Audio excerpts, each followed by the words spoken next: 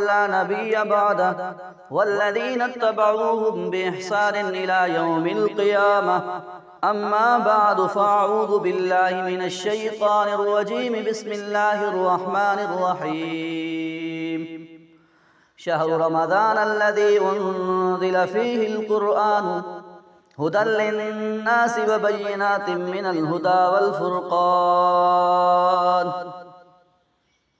وقال النبي صلى الله عليه وسلم الصوم جنة صدق الله العظيم وصدق رسوله النبي الكريم ونحن على ذلك لمن الشاهدين والشاكرين والحمد لله رب العالمين. درود پاک. اللهم صل على روح محمد في الأرواح وصل على جسد محمد في الأجساد وصل على قبر محمد في القبور. میرے ذی قدر و محترم سامعین گرامی، رمضان المبارک کا بابرکت مہینہ آ چکا ہے. رمضان المبارک اللہ رب العزت کی طرف سے امت مسلمہ کے لیے ایک عظیم احسان ہے، اس کی بخشش کا ایک سامان ہے. انسانیت پر اللہ رب العزت کے جہاں دیگر احسانات ہیں، وہاں رمضان المبارک بھی ایک احسان ہے کہ ایک مسلمان اپنی بخشش کا سامان بآسانی پیدا کر سکتا ہے. جو یہ چاہتا ہے کہ میں اپنے رب کو مناؤں اور میں اللہ کا تقرب، اللہ کا قرب حاصل کروں اور اللہ کے قریب تر ہو جاؤں، اللہ کی محبت کو میں پالوں، تو اس کے لیے رمضان المبارک کسی بڑی نعمت سے کم نہیں ہے، بہت بڑی نعمت ہے اس کے لیے. لیکن کوئی سمجھے تو صحیح اس نعمت کو، کوئی اس کی عظمت کا اندازہ تو لگائے کہ یہ کتنی بڑی نعمت ہے میرے لیے. جتنی بڑی نعمت ہوتی ہے یا جب اس کا اندازہ ہو جاتا ہے تو آدمی کی کیفیت تبدیل ہو جاتی ہے. ہم خود دیکھیں، صحابہ کی زندگی دیکھیں، جناب نبی کریم صلی اللہ علیہ وسلم کی زندگی دیکھیں تو ہمیں رمضان المبارک میں ان کی زندگیوں میں واضح تبدیلی نظر آتی ہے. عبادت کا شوق، عبادت کی رغبت، عبادت کی محبت، لگاؤ، تعلق بڑھ جاتا ہے. ہر ایک یہی چاہ رہا ہے، ہر ایک اسی کوشش میں ہوتا ہے کہ میں دوسرے سے بڑھ جاؤں، میں دوسرے سے زیادہ قرآن کے ختم کر لوں، میں دوسرے سے زیادہ نوافل پڑھ لوں، میں اللہ کی نیکیوں کے اس سمندر میں زیادہ سے زیادہ غوطہ زن ہو سکوں، اللہ کی اس برستی رحمت میں اپنے آپ کو زیادہ سے زیادہ طرز کر سکوں. ایک اگر اور انداز سے دیکھا جائے تو جب کوئی دنیاوی سیزن آتا ہے تو اس کا تاجر بھی بڑا متفکر ہو جاتا ہے. جو سمجھدار تاجر ہوتا ہے، جب اس کی تجارت کا وقت آتا ہے، جب اس کے سیزن کا وقت قریب آتا ہے تو وہ تاجر بڑا متفکر ہو جاتا ہے. اپنے نوکروں کو، خادموں کو، ملازمین کو متفکر کرنے کی کوشش کرتا ہے، ان کی نگرانی بڑھا دیتا ہے اور کہتا ہے کہ یہ سیزن آ گیا ہے، اس سیزن میں کسی کو کوئی چھٹی نہیں ہوگی، سیزن کے اندر ہر ایک نے میرا ساتھ دینا ہوگا. تو وہ ان تگ و دو اور کوشش میں ہوتا ہے کہ میرا یہ سیزن قیمتی سے قیمتی بن جائے. تو میرے مسلمان بھائی، یہ بھی تیری نیکیوں کا ایک سیزن آنے والا ہے.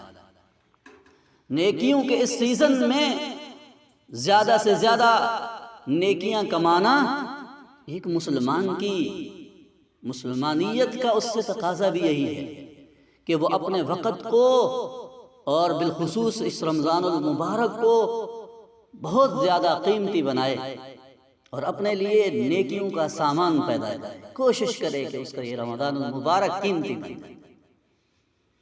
تو رمضان المبارک کیسے قیمتی بنے گا؟ رمضان المبارک میں حقیقی معنوں میں فائدہ ہم کیسے اٹھا سکتے ہیں؟ رمضان المبارک سے ہم کیسے حقیقی معنوں میں استفادہ کر سکتے ہیں؟ ہمیں اس بارے میں سوچنا ہوگا. اور بات بھی یہی ہے کہ حقیقی معنوں میں وہی خوش نصیب ہوتا ہے، وہی آدمی قابل ستائش ہوتا ہے جو اپنے رمضان المبارک کو قیمتی بنا لیتا ہے، بڑے مقدروں والا ہوتا ہے، بڑے نصیبوں والا ہوتا ہے. ہم نے یہ سمجھ رکھا ہے کہ یہ کام یعنی عبادت کا بڑھا دینا یا قرآن کریم کی تلاوت کا بڑھا دینا یہ صرف اولیاء اتقیاء صلحاء کا کام ہے. نہیں میرے بھائیوں، ہر وہ آدمی جو اللہ کی طرف رغبت رکھتا ہے، اللہ کے سامنے معافی مانگتا ہے، توبہ و ہوداری کرتا ہے، وہ اللہ کا ولی تو ہے. تو ہمیں بھی اپنے رمضان المبارک کی کم از کم روٹین تبدیل کرنی ہوگی، کوشش کرنی ہوگی کہ ہمارا رمضان المبارک سب سے پہلی بات تو یہ ہے کہ دیگر مہینوں سے ممتاز ہو جائے، اور بڑی بات یہ ہوگی کہ پچھلے رمضانوں سے بھی یہ رمضان ممتاز ہو جائے، اس کی کوشش کرنی. تو رمضان المبارک قیمتی کیسے بنے گا؟ کچھ کام ہیں جو کرنے کے ہیں اور کچھ کام ہیں جو چھوڑنے کے ہیں، کچھ باتیں ہیں جو اپنانے کی ہیں اور کچھ باتیں ہیں جن سے دوری اختیار کرنا ہے. کچھ چیزیں ایسی ہیں جن پر عمل کرنا ضروری ہے اور کچھ چیزیں ایسی ہیں جن سے دور رہنا ضروری ہے. تو سب سے پہلے وہ چیزیں جو کرنا ضروری ہیں ان میں سب سے ضروری جو چیز ہے، سب سے اہم جو چیز ہے، اور وہ ہے کہ ہم رمضان المبارک میں اپنے اوقات کو ترتیب دیں. اوقات کو ترتیب دینا، ایک نظم سے چلنا اپنے لیے بھی سہولت ہے، اور آدمی کی ایک فکر ختم ہو جاتی ہے، تقسیم ہو جاتی ہے، تقسیم ہونے سے بچ جاتی ہے کہ جب وہ اپنے لیے کوئی نظام الاوقات ترتیب لے لیتا ہے اور وہ یہ سوچتا ہے کہ میں نے اس رمضان المبارک کو قیمتی بنانا ہی بنانا ہے. تو رمضان المبارک کو قیمتی بنانے کے لیے سب سے پہلے تو یہ ہے کہ نظام الاوقات بنائے، ترتیب دے وقت کو کہ میں نے کیسے دن گزارنا ہے. سب سے پہلے تو کوشش ہو کہ رات کو جلدی سونے کی ترتیب بنائے، کہ جیسے تراویح سے فارغ ہو تو آدھا گھنٹہ یا اس سے قریب جتنا وقت ضروری امور میں گزرنا ہو اس کے بعد سونے کی ترتیب بنائے، اور پھر صبح سحری کے وقت جاگ کر اٹھ کر اپنے لیے آگے کی ترتیب کوشش کرے کہ سحری کے وقت جب جاگے تو وہ سب سے پہلے تہجد کے لیے کوشش کرے، تہجد کی نماز ادا کرے، کم از کم 8 رکعت یا زیادہ جتنا بھی ہو سکتا ہو پڑھ سکتا ہے. خواتین کم از کم 4 رکعت پڑھ کر اپنی سحری کا انتظام کرے، اور پھر اس کے بعد سحری کرے گا. سحری کے بعد مسجد جائے اور قرآن کریم کی تلاوت کرے. قرآن کریم کی تلاوت ایک بہت بڑی نعمت ہے اور یہ نصیبوں والوں کو حاصل ہوتی ہے. اور قرآن کریم میں فکر کرے، متفکر ہو، کوشش کرے کہ مجھ سے قرآن باتیں کیا کر رہا ہے، قرآن مجھ سے کہہ کیا رہا ہے. پھر صبح کی نماز ادا کرے، اور صبح کی نماز ادا کرنے کے بعد دوبارہ وقت قرآن کریم کو دے دے. قرآن کریم کی تلاوت کرتا رہے، ذکر و اذکار کرتا رہے. اشراق کا وقت ہو جائے جیسے تو اشراق کی نماز پڑھے، کم از کم 4 رکعت یا 8 رکعت، اور اس کے بعد پھر اگر آرام کرنا ہو اور آرام کا تقاضا ہو اور دیگر امور نہ ہو تو پھر آرام کر لے، اور پھر 10-11 بجے اٹھ کر دوبارہ چاشت کی نماز بھی پڑھے اور قرآن کریم کی تلاوت کو وقت بھی دے، یا اپنے جو دیگر معمولات ہیں، کام ہیں، ان کو سر انجام دے. ظہر کی نماز کا وقت ہو جائے تو ظہر کے لیے آئے اور اپنے قرآن کریم کی تلاوت کرے، اس کو سمجھنے کی کوشش کرے، افہام و تفہیم سے کام لے کہ قرآن مجھ سے باتیں کیا کر رہا ہے، کہے کیا رہا ہے، قرآن کریم مجھ سے کیا کہنا چاہتا ہے.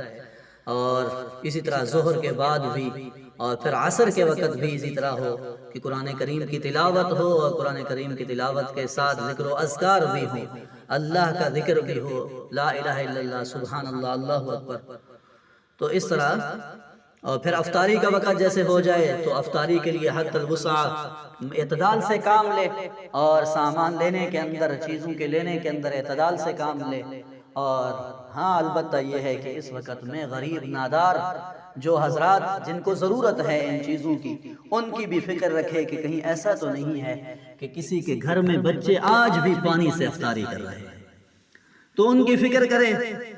اور پھر جیسے افطاری کے لیے بیٹھے تو اللہ کے سامنے گڑ گڑائے، روئے اور اللہ کو منانے کی کوشش کرے، اپنی حاجتیں اللہ کے سامنے رکھے، التجائیں کرے۔ اور یہ قبولیت کی گھڑی ہوتی ہے، اس وقت میں قبولیت کا انداز بھی ہونا چاہیے کہ ایسا نہ ہو کہ دعائیں مانگ رہا ہے اور دیکھ ادھر ادھر رہا ہے، کبھی باتیں بھی کر لی، کبھی فلاں کو بھی ڈانٹ لیا، کبھی فلاں بات بھی کر لی، فلاں بات بھی کر لی اور دعائیں بھی چل رہی ہیں۔ ایسا نہ ہو، اللہ کے ساتھ یکسو ہو جائے، اللہ سے مانگے جو مانگنا ہے۔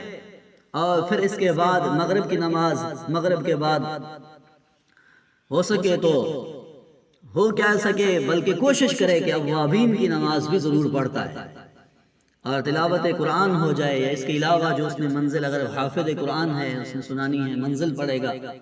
اور پھر عشاء اور تراویح کے بعد جلد از جلد فارغ ہو کر کوشش کرے کہ دوبارہ سونے کی ترتیب بنائے، اپنے وقت کا ضیاع نہ کرے، اپنے وقت کو ضائع مت کرے۔ اللہ نے اس کو ایک وقت دیا ہے، یہ گھڑیاں قیمتی ہیں، اسے قیمتی بنانے کی کوشش کرے۔ تو رمضان المبارک میں جو ایک اہم دولت ہے، نعمت ہے، اور وہ کیا ہے؟ قرآن کریم۔ تو قرآن کریم کو اس رمضان المبارک میں ختم کی اس کی کوشش کرے، زیادہ سے زیادہ ختم کرے۔ مثلا اگر اس نے 30 دن میں ختم کرنا ہے تو ہر نماز کے وقت وہ 4 صفوں کی ترتیب بنا لے کہ ہر نماز میں آ کر جیسے وہ آتا ہے تو 4 صفحے اگر پڑھ لے تو اس کا قرآن کریم 30 دنوں میں مکمل ہو جائے گا۔ اور اگر 15 دنوں میں مکمل کرنا ہے تو 8 صفحے کر لے، 8 صفحے صبح کی نماز کے آگے پیچھے پڑھ لے، ظہر میں پڑھ لے، اسی طرح عصر مغرب عشاء میں بھی پڑھ لے۔ اور اگر اس نے 10 دنوں میں مکمل کرنا ہے تو پھر 12 صفحے پڑھ لے، اور اگر 6 دنوں میں مکمل کرنا ہے تو پھر 20 صفحے ہر نماز کے وقت پڑھ لے۔ اس سے اس کا قرآن کریم مکمل ہو جائیں گے اور اتنا اس کی نیکیوں کا اس کے لیے سامان ہو جائے گا۔ تو اس کی ترتیب بنائے، اور یہ بہت بڑی نعمت ہے اس کے لیے، اور اس کی ضرور کوشش کریں کہ ہمارا رمضان المبارک قیمتی سے قیمتی تر بن جائے۔ یہ کچھ اعمال ہیں کرنے کے، نوافل کی بھی کوشش کرے، جس وقت بھی نماز کے لیے آئے نوافل بھی پڑھے، سنتوں کے ساتھ ساتھ نوافل کی بھی پابندی کرے، اور یہ اس کی یہ ہیں کرنے کے کام۔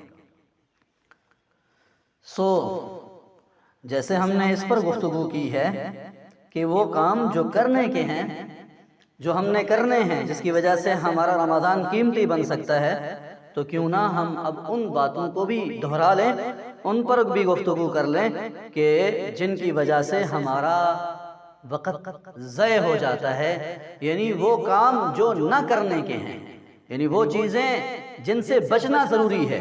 اگر رمضان المبارک کو قیمتی بنانا ہے، اگر رمضان المبارک کو قیمتی سے قیمتی تر بنانا ہے، اپنے رمضان المبارک کو اگر ہم نے اس کی برکات سمیٹنی ہے، تو جیسے یہ کام کرنے کے ہیں ان کو ہم نے استقامت کے ساتھ کرنا ہوگا، اسی طرح وہ امور جو نہ کرنے کے ہیں ان سے بچنا بھی بہت ضروری ہوگا۔ تو وہ چند امور ہیں، ان پر بھی دیکھیے، انہیں بھی غور سے دیکھیے، انہیں بھی غور سے سمجھیے، سنیے کہ ان چیزوں سے ہم نے بچنا بھی بہت ضروری ہے ہمارا۔ تو سب سے پہلی چیز یعنی جس سے ہم نے بچنا ہے وہ ہے ٹیلی ویژن۔ آج ہوٹلوں پر دیکھ لیں، رمضان المبارک میں بالخصوص سوئے گا نہیں، آرام نہیں کرے گا، لیکن ٹیلی ویژن ضرور دیکھے گا اور رات گئے تک دیکھتے رہے گا، اور پھر صبح کی سحری میں مسئلہ بنے گا۔